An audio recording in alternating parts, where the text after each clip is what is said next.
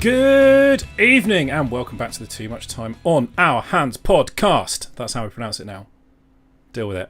We're just doing that, are we? Yeah. Every time? Yep. Fair enough. Good evening and welcome. This evening we have myself, I'm Russ. We have over that side, we've got Dan. Hi, everyone. 50% of us are not here. Well, the other two, they were allowed, they wanted to join. We just thought they were a bit rubbish, really, and we've decided to go it alone without them. What we're talking about tonight is just too sexy for them. It's just too hot. They couldn't handle it. They couldn't handle it. Tom would be just a puddle on the floor and Duncan probably faint. Yes, like when you eventually hear the podcast in 3 years' time, version of this, the intro will have me talking about what this subject does to me as a human being. And just so probably it is probably an appropriate time to have just a little sort of possible warning here. This is going to be the sexiest podcast we've done. Easily. Like the slash fiction one, obviously, is the sexiest we've done so far. But this is our second podcast talking about Warhammer 40k.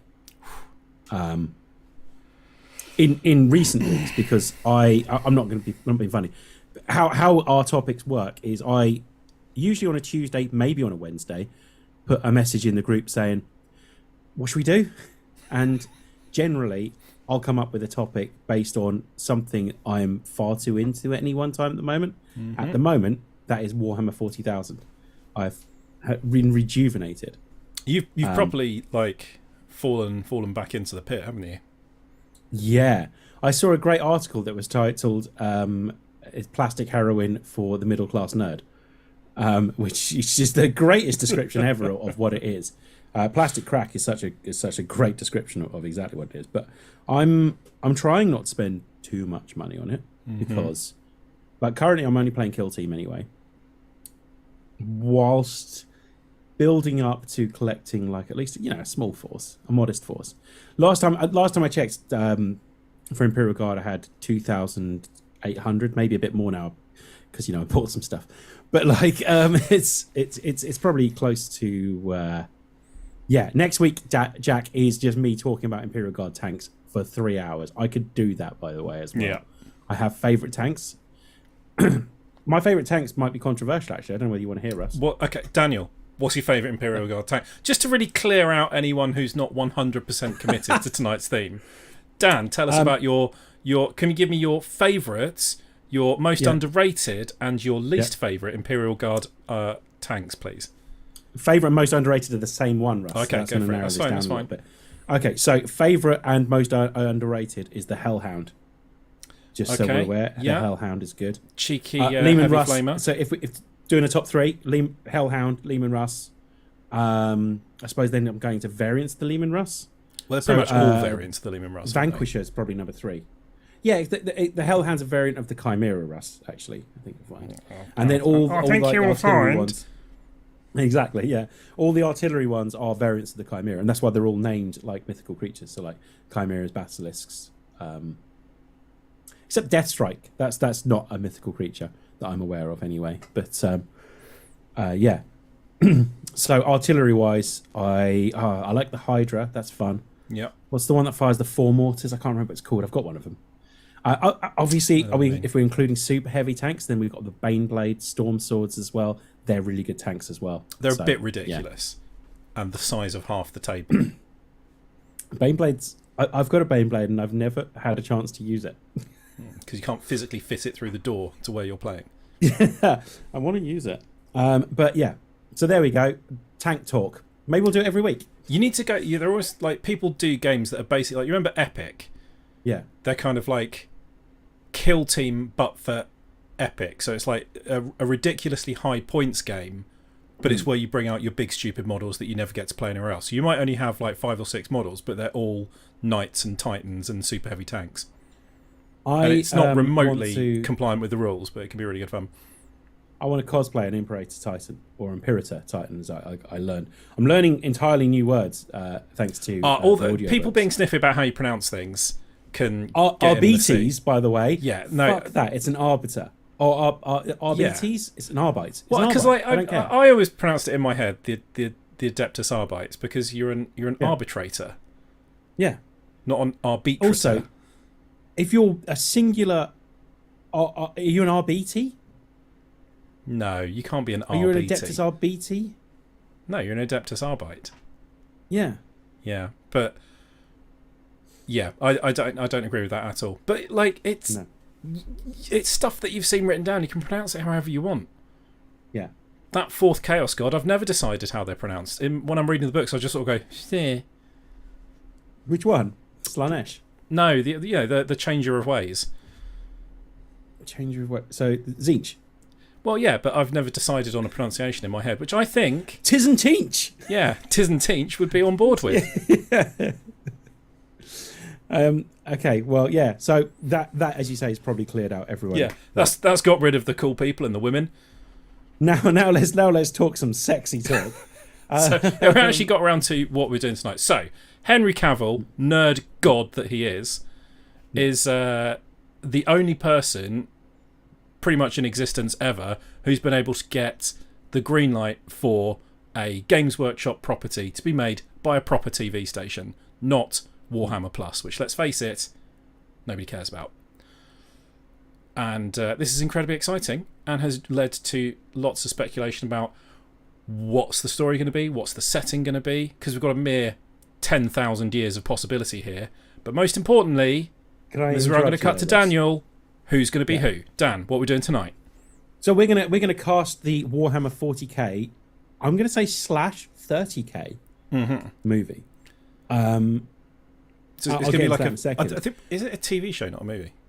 It's a TV show. Amazon have bought it. Yeah. So they're not sure what they're going to do with it.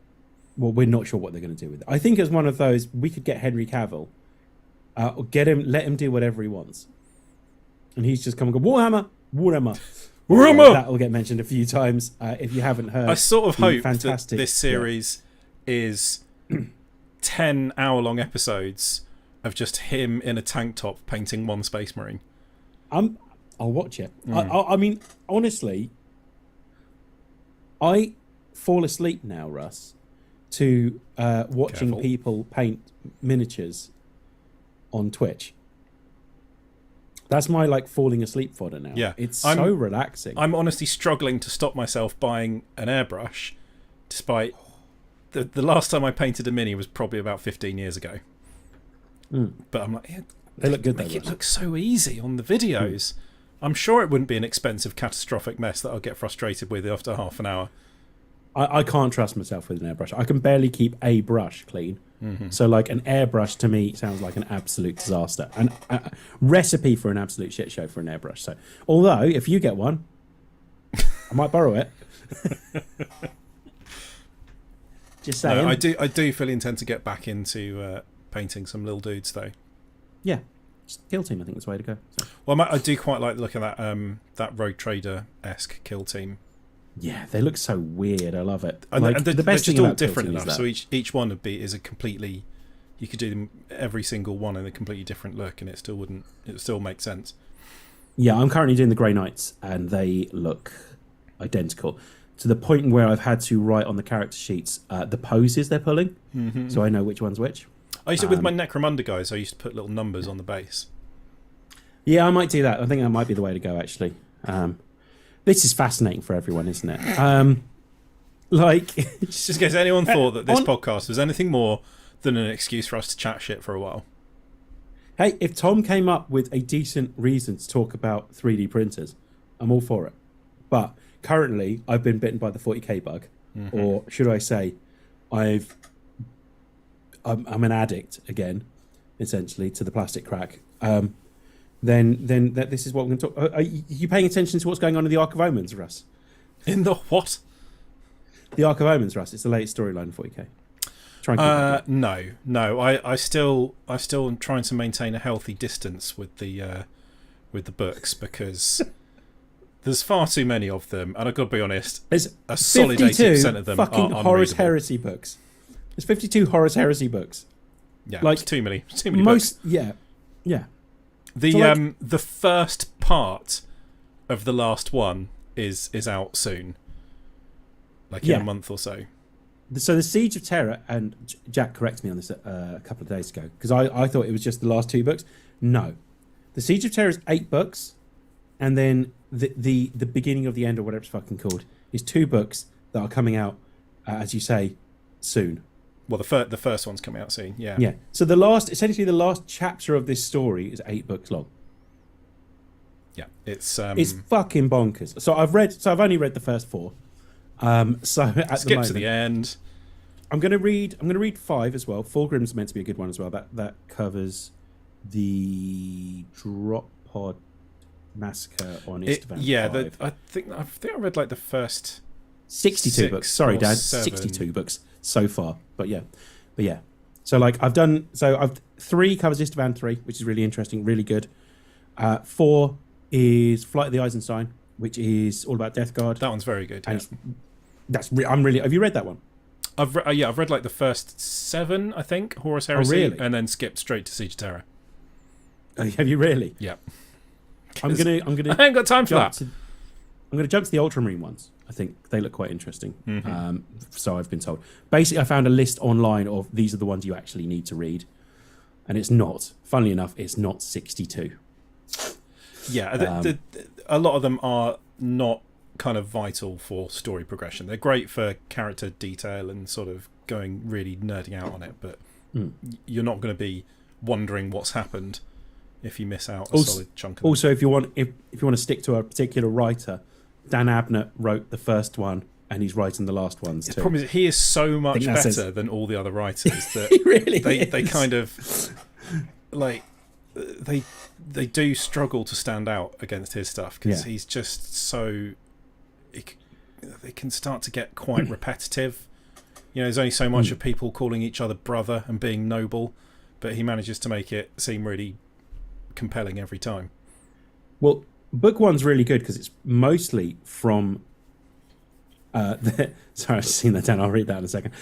Mostly from the viewpoint of the remembrances. That's what they're called, them remembrances, I think. Yeah, well, that's what Abnett pretty much always does, isn't it? His best stuff is always about just relatively regular people. So the Inquisitor ones, the Commissar Gaunt stuff, it's all about, you know, fairly regular people, because Space Marines fucking boring as people. Yeah, that's because they're sort of like meant to be. They don't really have much in the way of personality. That and the fact if you put too many of them together, it's hard to keep up with which Space Marine is which. Like, I've been doing it through audiobooks. I've been doing it like whilst I've been if I've had to stay late at work, for example, then it's one of those things that I can just put on in the background and listen to while I'm doing it. And it took me ages to find out the difference between Axeman and even Abaddon, who I know who Abaddon. Sorry, I always pronounce his name wrong as well. Who I know who he's he a Abaddon as far as I'm concerned, because he's a Abaddon. He's a baddie. He's a Abaddon. He's a Abaddon.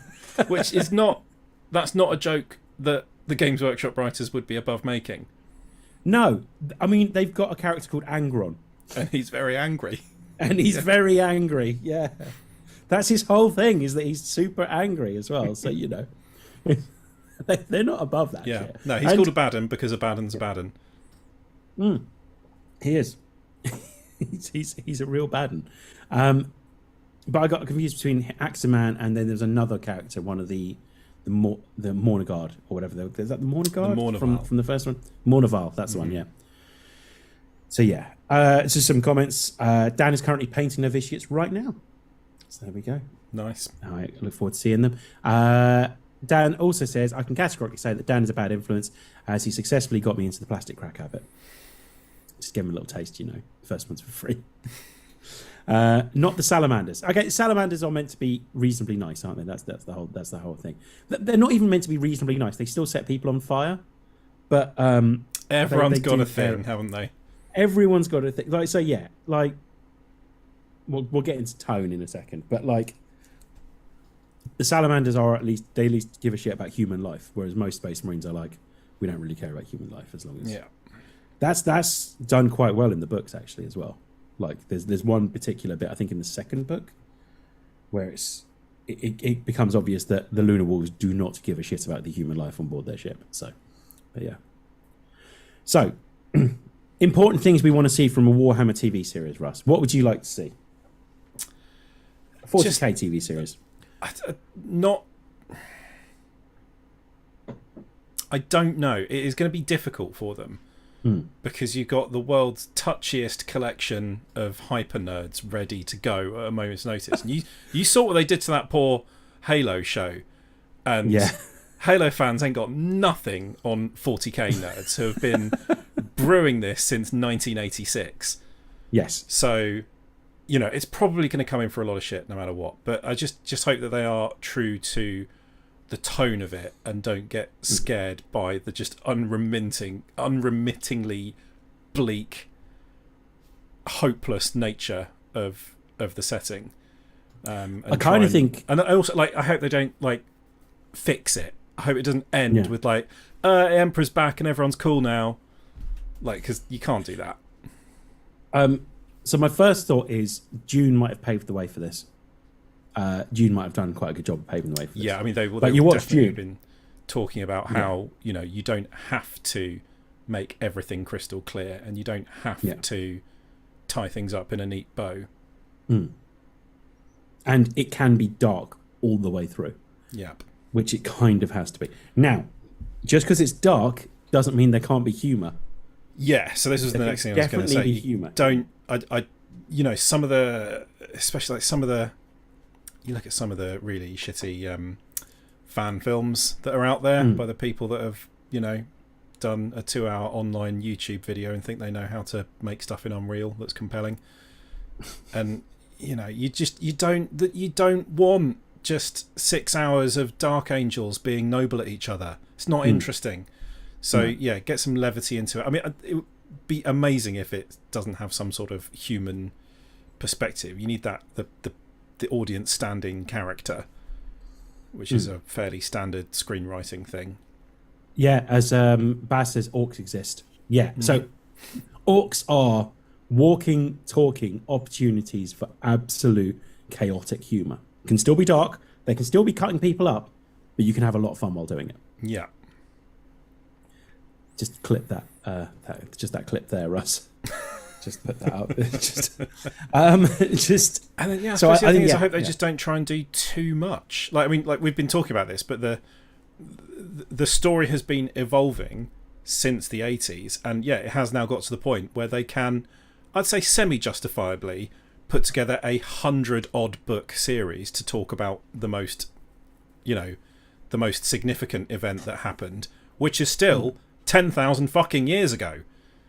So, it's so big that I hope they don't try and cover everything, because it'll just feel like you're paying lip service to all these little things. Dan says, I think getting the tone right is going to be difficult because, honestly, as much as I like Space Marines, they look kind of ridiculous. I think you just need to. I think you need to lean into it, though. You just need to lean into this is what this looks like now. Yeah, you got to go. You got to go big with it. You don't want to do so like the Dread movie, which I absolutely love, but it went for a really stripped back interpretation. So he kind of just looked like a regular cop, pretty much, with a cool helmet. His uniform was relatively sane. It was quite small scale. It worked incredibly well for that movie, but I don't think it would work for this. Space Marines, and it's going to be about Space Marines, because what else would it be about? They are insanely over the top. You think 40k? You think Space Marines? Yeah, if for me, it kind of the bulk of it has to be between Space Marines and Chaos. That would be my guess, anyway. Yeah. Which I'm down for. It's the Horus Heresy part of it is probably the most interesting part of it, and everything that's happened since has been as a result of that, pretty much. Yeah, I mean, I doubt that whatever this is will try and tell the Horus Heresy story, because it's just so big. Maybe it will, but I would have thought that they would, go more along the lines of defining an area of this universe and just saying, right, we're going to have some people who are trying to do something, and there's something else going along at the same time, and they'll get caught up in it or whatever. But trying to tell the story of the Horus Heresy in a 6-episode TV series seems like a bit of a stretch. I'm trying to remember who it was I saw a video for earlier, was saying that the difference between the good Horus Heresy books and the bad Horus Heresy books are the ones that actually give the chapters character outside of their 40k persona. So like the ones that feel like it was written by someone that's just played too much 40k don't work as well as the ones that have actually tried to flesh out like the chapters rather than them being stereotypes of who they are. Yeah. Which is a shame, because from what I understand, the Iron Warriors one's pretty bad for that. And just, the ones that are just like, there are some that just are sort of seem to be reciting nothing but weapon statistics and talking about deployment tactics, and also like don't try and make it sound like any of this actually makes sense. Like from a military point of view, nothing in 40k makes any sense. Like their first answer to everything is, let's get thousands of people to walk there then. Like none of it works. The lore has kind of got to the point where it's like, well, just nobody's sort of innovative enough to come up with anything else, but really it all exists because you need to have a tabletop game where you can move little dudes around. Bass says Inquisitor. Dan says, I think an anthology series would also work, kind of like the Clone Wars TV series. Yeah, like I think you can move. You could definitely, like an Inquisitor series would be, because they're the perfect kind of, because they can go anywhere and do anything and commandeer stuff, and they technically outrank Space Marines and things like that. So you could do it like the Eisenhorn one, which is like that it's done like a detective series. So you can even do like the inner monologue of him just going through this idea of like everything that's absolutely ridiculous. Jack says, I look forward to seeing how they portray main protagonists of the universe, like the giant space fascist group, because that's going to be a tough sell. I think you just need to lean into it that everyone is a fucking dick in this. So like, there's no good guys in this, and I think you just need to. It doesn't mean you can't have humor in it, but it does kind of mean that you just lean into the fact that no one's likable. No one, you shouldn't want to be anyone in this series. Let me put it that way. You should be compelled to keep watching. Yeah, I doubt that will happen, because you kind of have to. Well, that's where you need a likable human in it. Yeah, there need to be some likable characters in it.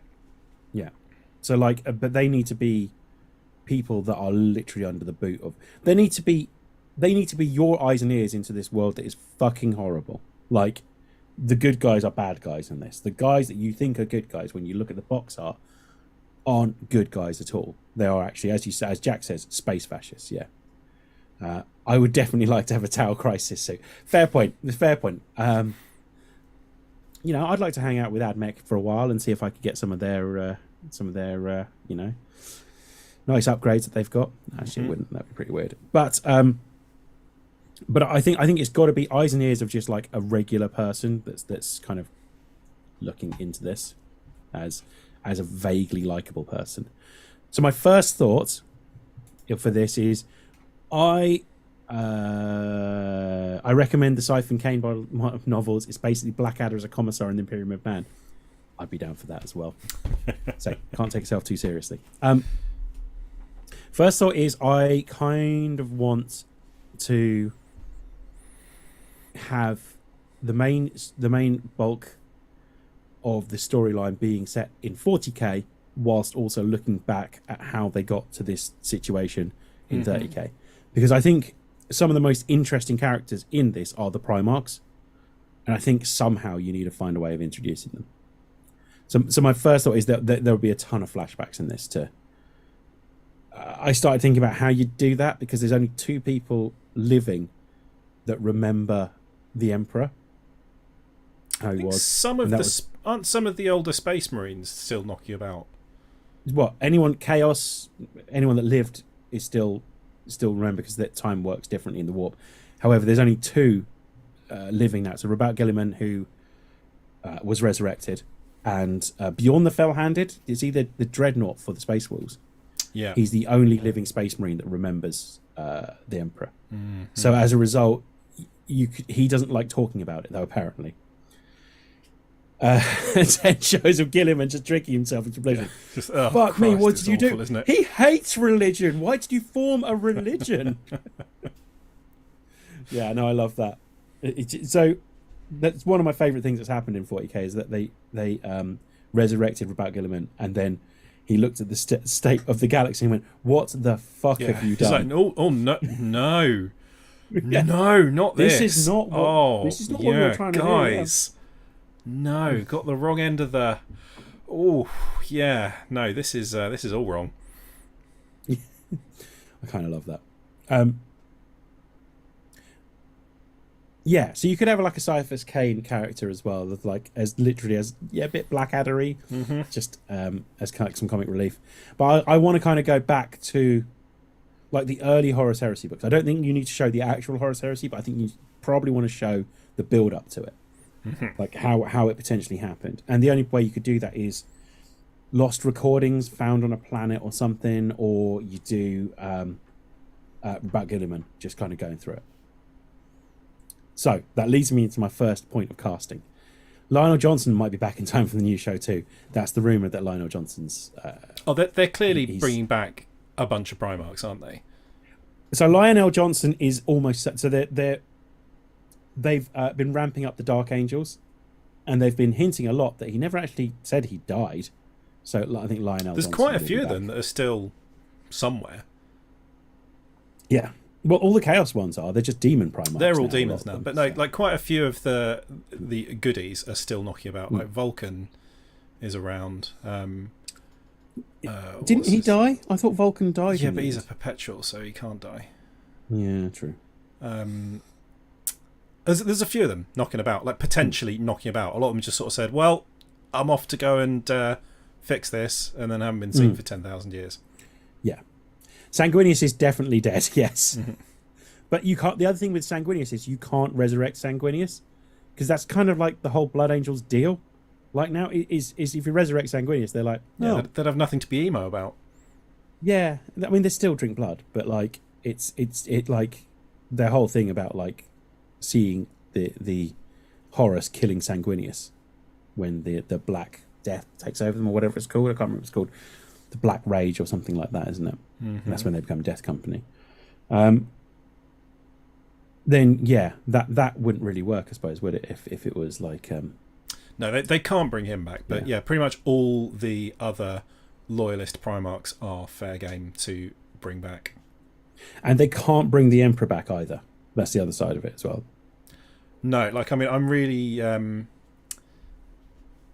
intrigued to see where they go, because there's only so long you can keep saying, oh, it's all going wrong, the machines are breaking, but they also kind of, the whole setting is about just maintaining the status quo. There's only so much you can change it. So yeah, basically they can't ever bring back or kill the Emperor, because it would just change everything too much. Yeah.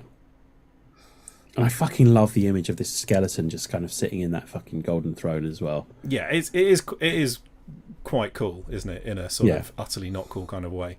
No, it's horrible. They had to sacrifice 1,000 souls a day just to keep like the that, Astronomicon going. So yeah. But there's some words that got some women wet right there.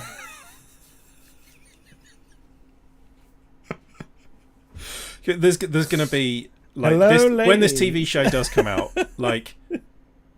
So you know how annoying it is to sit next to somebody watching Lord of the Rings who's seen all the DVD extras. Imagine that times 1,000. Imagine you've just convinced watching, your wife to give the 40k show a chance. You're like, actually, so this called the Astronomicons when you're in the warp. There's going to be divorces because of this. If you thought people that had read the Silmarillion were annoying, you have not seen anything yet. So,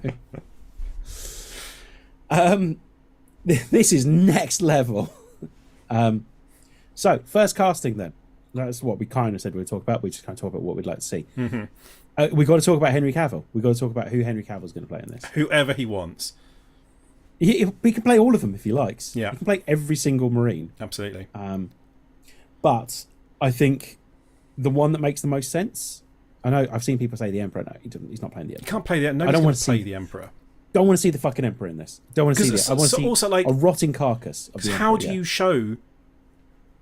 you can't you can't see him. He's too like glorious to look at and all that, or his appearance changes depending on whoever's looking at it. So you can't show the Emperor as the Emperor. You could, if they're going to do anything, it'd have to be sort of when he's like in disguise amongst people, because they basically hint that he's every major religious figurehead is him, and like a bunch of world leaders throughout history are him.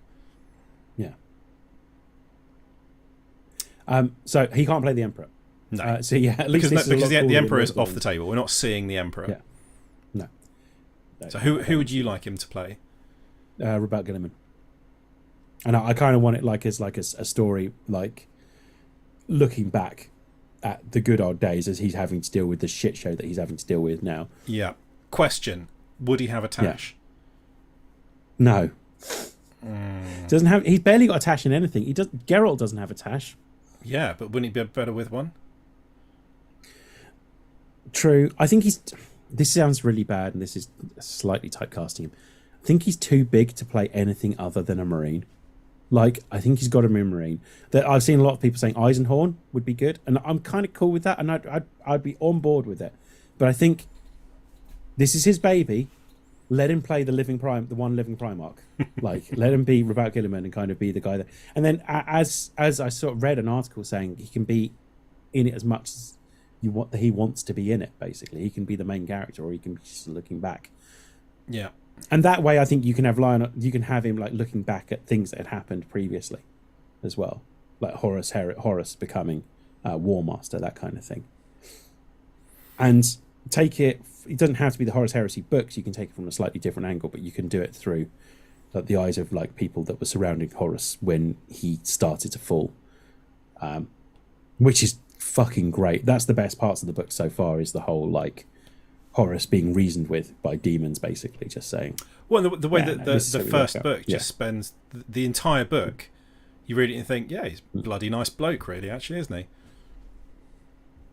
So the one thing I've been banging on about the whole fucking time about who I want Horus in this, and I want to go back Horus. I want Horus in this, and I want to go back and look at this, and it's got to be Mark Strong playing Horus as well. Yeah, Mark Strong as Horus. That is bang on the button. Strong, but kind for most of it. Like you kind of not kind, but you're kind of on board with Horus in that first book, at least. Like they have finally done a good job of. So bear in mind that most of this story is originally written in like little single paragraph call out boxes next to some rules, and wasn't really that much thought put into making it all link up. They have done a good job of explaining that, or like showing that he did it. He thought he was doing things for the right reasons. Yeah, he thought that what he was doing would save the Imperium. One of my favourite moments is who are the guys that come at the end to tell him that the planet was actually meant to be a prison planet for the mega arachnids, the humans that had been like so the ones that he ends up fighting because someone steals a sword from the ship. Can't remember what they're fucking called. Oh, but yeah. Interlink, something like that. Interax, that's it. The Interax, yeah. Yeah. There's a great bit where he's just talking to himself about like, Emperor, why have you put me in this position? Why have you made me this? Why am I doing this? Before he goes and massacres all of them. Like, Interax, yes, Dan, thank you, yeah. It's just this great moment where it's like he's beginning to question the Emperor, and you could see it like the gears start to turn. And I think you kind of want to show that. I think you want to show like this absolutely awful world and how it could possibly have got that bad, and what could have happened for it to get that bad. So yeah. So I so far I mean I don't have much more casting other than I kind of want Mark Strong as Horus. Mark Strong as Horus, and Horace I want the Henry Annoyed. Cavill as Robert Gilliman. What do you think, Russ? Yeah, so I've steered more away from like named characters and just sort of who I'd like to see in certain roles. So this is probably more like if they go like anthology show and it's jumping around type stuff. So which I'm cool with as well, yeah. So if you imagine some sort of desolate, battle-torn world where there's lines of trenches dug in and basilisks and chimeras all over the place, and we have two grizzled veteran guard sergeants talking to each other. It's Sean Pertwee and Liam Cunningham, who is Davos in Game of Thrones, just being all that's grizzled and scarred perfect. at each other, and talking about how shit everything is. And then I had Statham leading Cassicans, by the way. Like Statham leading like elite Cadians. Yeah, just it's silly, but like you don't give him the biggest role. You definitely don't give him too many or like Statham could be like a Catachan jungle fighter or something ridiculous like that. If he swells up a bit. And you have to get Sly in it. You have to get Stallone to play Sly. It would have to be like an AI deepfake because he can't do it these days. I'd love that. Yeah, Dan, I agree. You've got to get The Rock in there, and while we're at it, you've got to get Batista in there, and they are two Marines right there. Like, I think so. There is excellent scope for having like cameo Space Marine of the Week, because they're obviously going to be CG. Because even if you made costumes, humans don't fit in those things. Like the arm is like a meter away from where the neck is. It doesn't work. You cannot put a person in a Space Marine suit of armor for it to still look like a Space Marine. The proportions are so ridiculous. So they'll have to be CG, obviously. So like CG cameo Space Marine of the Week, definitely people like The Rock. I've got a few ideas for just like Space Marines that are going to pop up and do shit, or they could be a squad.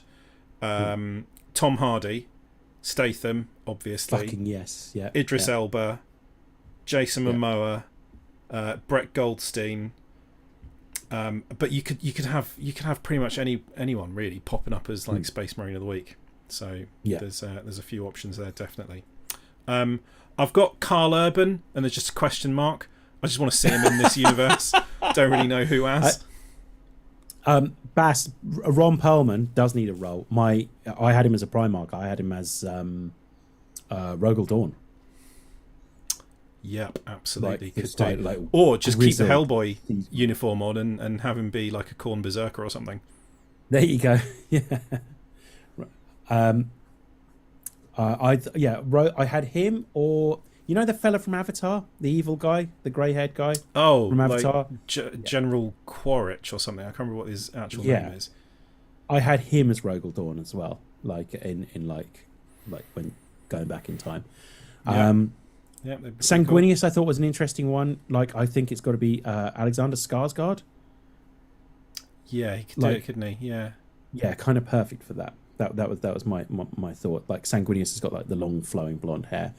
I started thinking about people I like seeing with long dark hair for like Corvus Corax as well, and Captain Emo, Conrad Curse as well. Like they're both like the long black hair.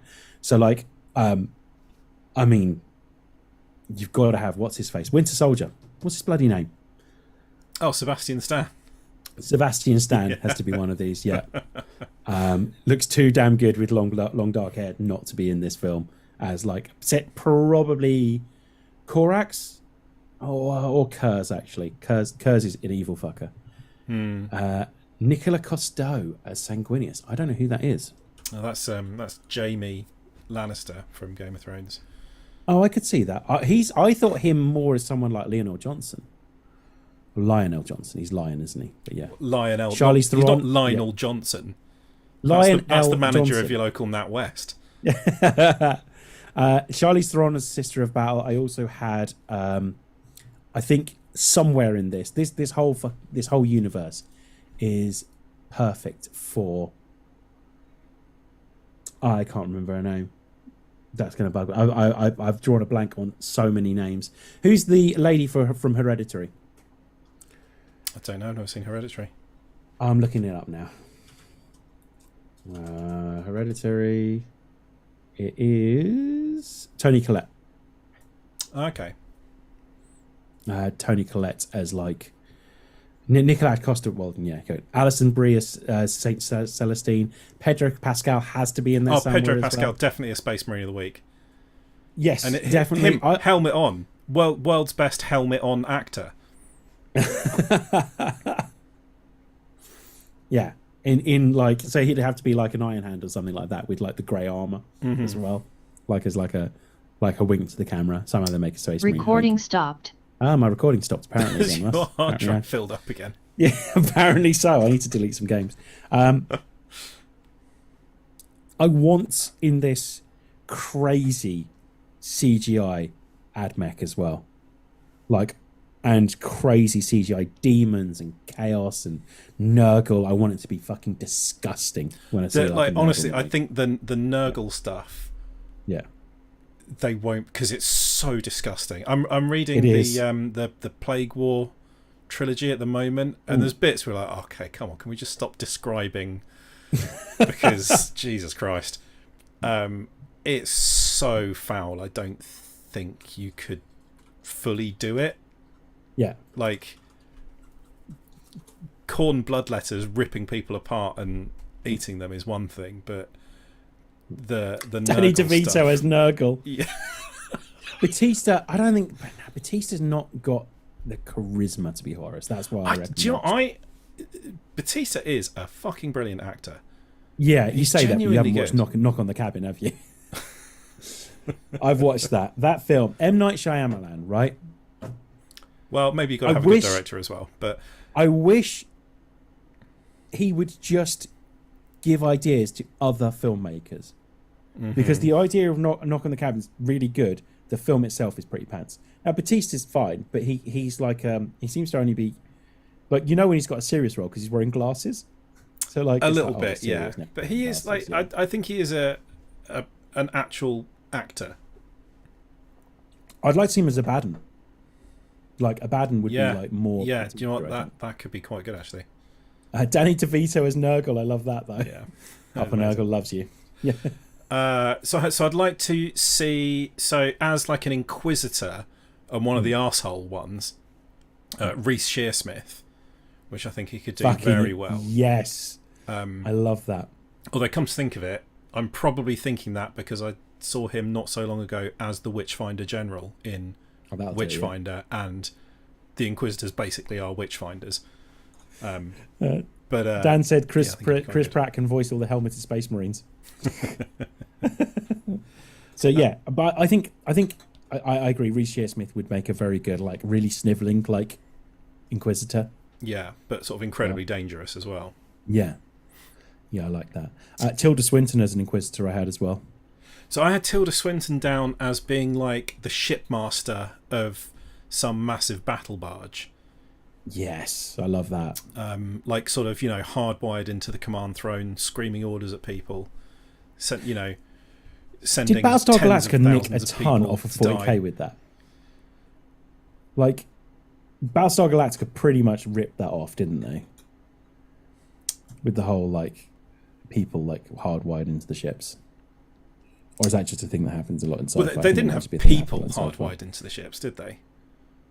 They kind of did. Ken Jeong as Zinch. Because he's the magician. Is that why, Jack? But yeah, I feel like Tilda Swinton is a natural for this. Oh, she's I'd love weird to enough. It'd be good. Yeah, I'd love to see her as a commissar, like, just with like the hat and then like the yeah. Cool. In commissars, I had Stephen Delane, who is Stannis Baratheon in Game of Thrones. A lot of Game of Thrones people in this, as Ibram Gaunt. I think he's got the right. Oh my for that, god! Because yes, he's like sort of got that like hollow face and very. I mean, like, he is Gaunt. That is literally his name. But I think he could. I think he could pull that off quite nicely. Yeah, and he can be very funny, which Gaunt actually is. Steve Buscemi as a servitor. Yeah, nice. I'd like to, so I think you have to get Alan Tudyk and Taika Waititi voicing something like a servitor or a Skitari or something like that. Like Ogryns or something like that. We've got to have those Michael two Shannon as a commissar. Yeah, Michael Shannon as a commissar. That I love that as well. That works. I was thinking in terms of Tau, I want Duncan Jones being whoever the main Tau in this is. Suitably weird, pretty much the same character. We get much in the way of Tau. It's so big that there's no way one thing can do everything. So, like, if you do get stuff like Tau and Tyrion, it's going to be like in a fleeting glance or some background shot or something. Yeah. There's not going to be storylines around them. No, maybe not. Sam Neill and Lawrence Fishburne should be in there for their roles in the unofficial 40K prequel movie. So it is like heavily who's the director? It's Paul. Same guy who did Resident Evil. I cannot remember any names tonight. Are you talking about the director of Event Horizon? Yeah. Yeah, which is basically standard warp travel. But he's openly said that he was playing a lot of 40K, I think, at the time. Yeah. Like no shit, mate. Genuinely. We can tell. Yeah. Ships need more spikes, don't they? What are the spikes for? They're just spikes. Let's put some spikes in it. Well, I just think more spikes. So what about the ship that goes into Hell? We'll call it Hell in this. Yeah, that works. Sam Neill as a commissar, Fishburne as Vulcan. I quite like Fishburne as Vulcan as well, actually. I think that's some good casting, potentially. Although he's quite old now. I don't know. I think like you want maybe someone like slightly more... I don't know. Yeah, because Vulcan's going to be... Yeah. They're ageless, aren't they? They're all like Yeah. in the prime of their prime of life. Vulcan will almost be 100% CGI anyway. Like, he's meant to be taller than all the other Primarchs. So, he's meant to be fucking massive. So, like, mostly CGI. Sam Neill as a commissar. Yeah, sure. Sam Neill will surely be like a Chaos Cultist then, if we're going by that. Like someone If we're going with him as Dr. Weir, then Yes. he basically is a Chaos Cultist, isn't he? Yeah. Essentially like a big, like, Psyker from Chaos Cultist. I want to see some weird Psykers as well. I want to see some heads pop as well. Like, and things get, like, proper weird. Demons fucking appearing from nowhere. Yeah. I think they could go very weird with this. I think you've got to lean into it. Like, I think that's the only way this will work is if you lean into it. Yeah. If you genuinely just go, this whole shit is weird. Oh, by the way, we haven't even spoken about the Drakari yet. They are but it's like sick motherfuckers as well. You'd have stuff like someone's head exploding and a demon popping out their neck. And that's not really a big deal. It's just sort of the shit that happens every now and then. Yeah. Definitely. Get some Grey Knights in there as well. Who else? Oh, so I thought she can either be like a sister of Silence or something like that, or if we're going with Horus Heresy stuff, she'd be making great Mercedes Olaton would be Michaela Cole. Yes. She could be that's kind of how I pictured her character from the book. And who else do I have? Oh, I'd like to see Siobhan McSweeney as an Adepta Sororitas, like Canoness or something, but basically just playing the exact same character that she does in Derry Girls, except with a bolter. I quite like that. Mads Mikkelsen's got to be in this film as a Marine as well, I've decided. Like a Marine captain, I think. Or maybe he'd make a really good commissar, actually, thinking about it. Like, looking directly into your soul. Just Jeff Goldblum as Slanesh. I love that, Jack. It's my birthday. I had other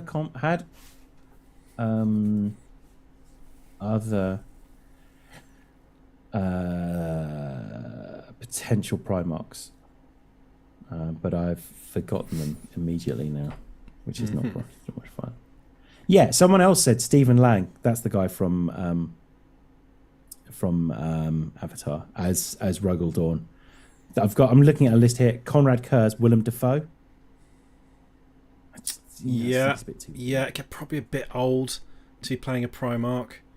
I'm thinking you need someone in their 30s tops, probably 30s or early 40s, like Hollywood 40s. This is a good one. Someone said Daniel Craig is Robert Gilliman. Yeah, could do. I really doubt you'd get him to do it. I'd quite like Michael Palin from the Life of Brian as Robert Gilliman. If I'm honest with you, that's what I'm going to go for. Yeah, he's not. Someone's suggested, Someone suggested Lorgar being Vin Diesel. I don't ever want to see that ever. I don't want Vin Diesel in this. Who would you have as Fulgrim? who needs to be someone who's basically wandering around either trying to finger or kill everything he meets. So Fulgrim, so you got to have someone insanely beautiful. Like if I hadn't already cast Skarsgård as Sanguinius, like he would be perfect, wouldn't he? So him and Sanguinius, a lot of the Primarchs are kind of like alter egos of each other, aren't they? Yeah. So like Mortarion and Dawn are kind of mirrors, and Kurz and Korvax are, and Sanguinius and Fulgrim are kind of mirrors of each other to a certain extent. So maybe you could have him playing both of them. Well, you could. So I might be changing my mind. Who's the fella who plays Vecna in Stranger Things? Oh yeah, I can't remember that guy's name, but he really was the standout for me in that series. Actually, when he's not in a rubber suit, obviously.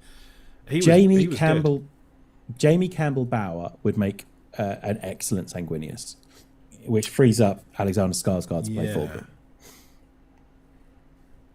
which I'm all in for. Mm-hmm. I think that would look really, really good. Fulgrim's got to be in it. I think if you're doing the Primarchs, like ideally you want all the Primarchs in this. There's only 18 of them. There's not that many. Jamie Campbell Bauer, thank you, Bess. Like they're just not going to do that because it's ridiculous. But in the modern day TV series, 18 like minor characters in the background that all look. But you can't have the Primarchs being minor background characters. Well, they've got to be, because this is a 40k series, not a 30k series. Unless you just do the Horus Heresy. The Horus Heresy would be just being. I feel like they should ramp up to the Horus Heresy. It's going to start with smaller stories first, surely. Dan just apparently, randomly, just happens to come with this. Search Fulgrim, and I got some interesting shipping fan art of Fulgrim and Ferrus Manus. Send it my way if you could, Dan. And Luke Evans as Kurz or Korax as well. Yeah, like Kurz or Korax are kind of similar. Like, except one's like a very, very. They've both been at the Black Eyeshadow, haven't they? Yeah. We cast an Angron yet? That's like fairly like important. You want someone that can do angry well. Yeah, it's quite a one-note character, isn't he? Yeah, pretty much. Like you can't. Someone suggested Batista, but like for Angron, I'm like, Batista's never really angry. Whereas, like, Angron's just constantly angry. Like, I can't think of it. A wrestler would make sense just by build, but as Jack says, like, CGI and age is kind of irrelevant, and so is size, really. You just want someone that's constantly fucking mad. Yeah, I mean, like, to a degree, age is irrelevant, but it would... Having that many youthed down characters would push the budget stratospheric. It's not a cheap process to do at all. There's not just like a de-age button that you can press. Honestly, I don't think Angron would work because he'd be so boring. Just stomping around shouting all the time. He would not be a good character. Nick Cage for Angron. I kind of agree. Yeah, he's too... I don't know. Samuel L. Jackson as Angron. No, I don't think you could do Angron because he's just boring. He honestly is quite boring. Just, we get it. You're angry. Jesus. So I think Angron would just be like, when you get to the fact that he's a demon, when he comes to Demon Primarch, he's 100% CGI anyway. He's basically the Balrog. So like he is the Balrog on PCP.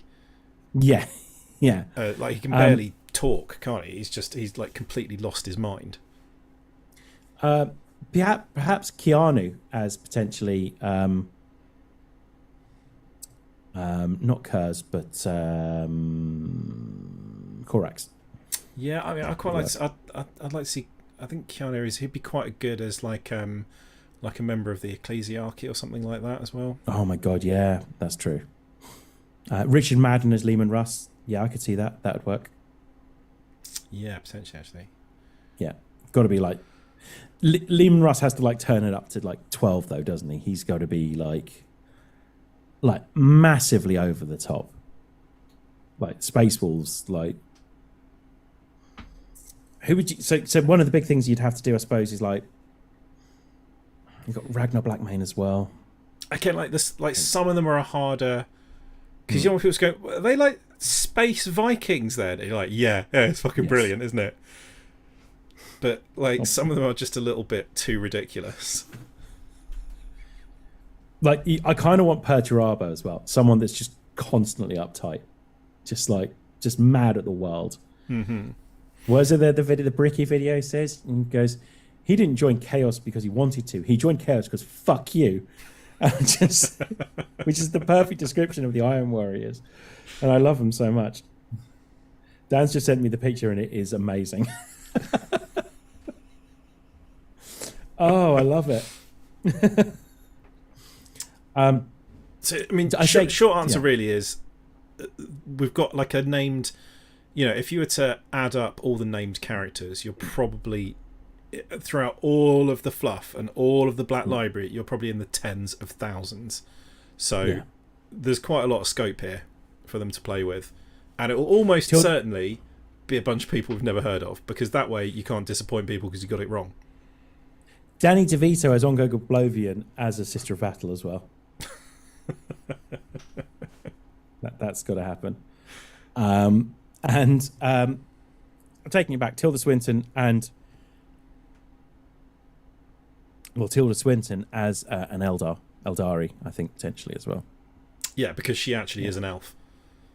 Yeah, Roman Reigns as Jagatar Khan. See, Roman Reigns might be quite good. Yeah, it's just like a general, like angry kind of dude in this as well. But yeah, I think you just big guy of the week as a Space Marine.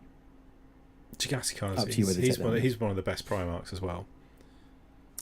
The White Scars are a criminally underrated chapter. They just adapt the Leroy Jenkins approach to tactics as just their default.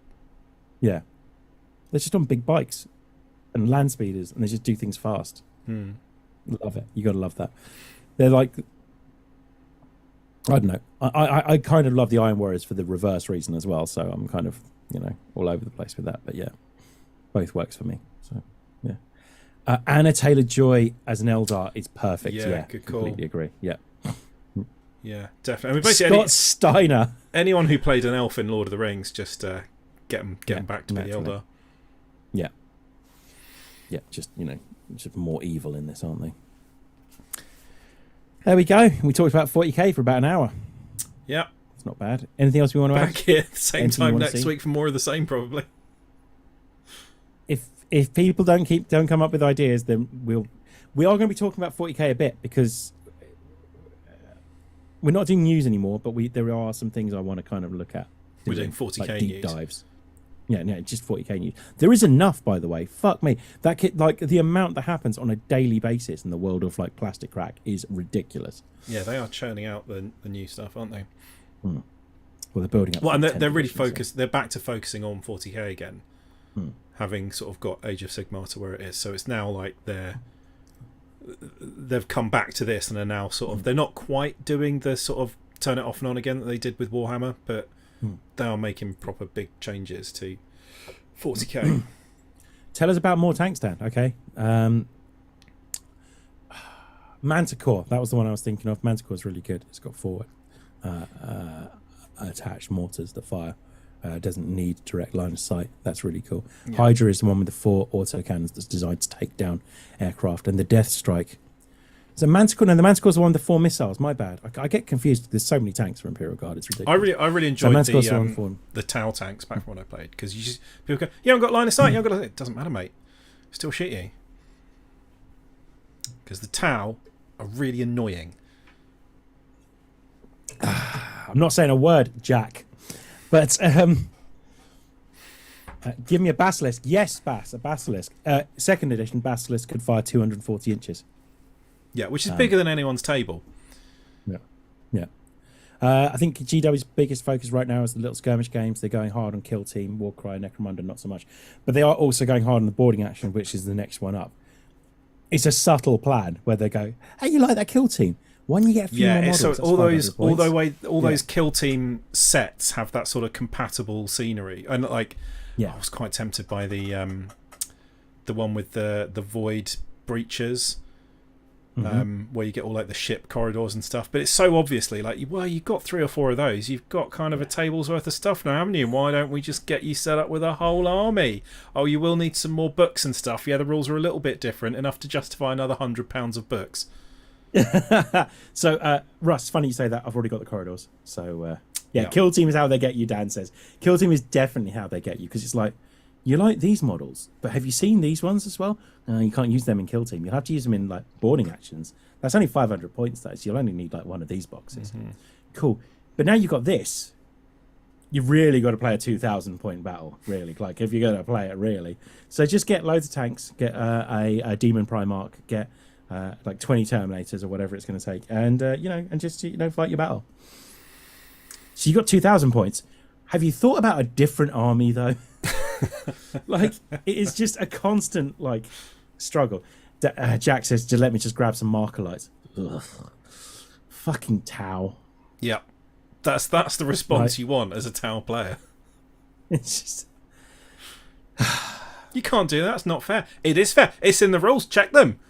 Don't need to get, as long as that guy over there on the hill can see you, everyone else can see you. I begrudgingly respect Tau, to be fair. So. Yeah. We should probably wrap this up. But yeah, genuinely quite excited about this. Yeah, me too. I think, like, obviously Games Workshop are going to be involved and they'll be quite protective of it. You would hope. Don't let any of the writers, unless it's Dan Abnett, don't let any of the writers. Yeah, I want to see Dan Abnett attached to this in some way. And also, like so the best video representation of 40k so far is the Astartes fan film that guy made, which is just really good, but nails, like, you can't really criticize it in terms of its interpretation of how Space Marines move and operate and look and everything. And that guy now does work for Games Workshop.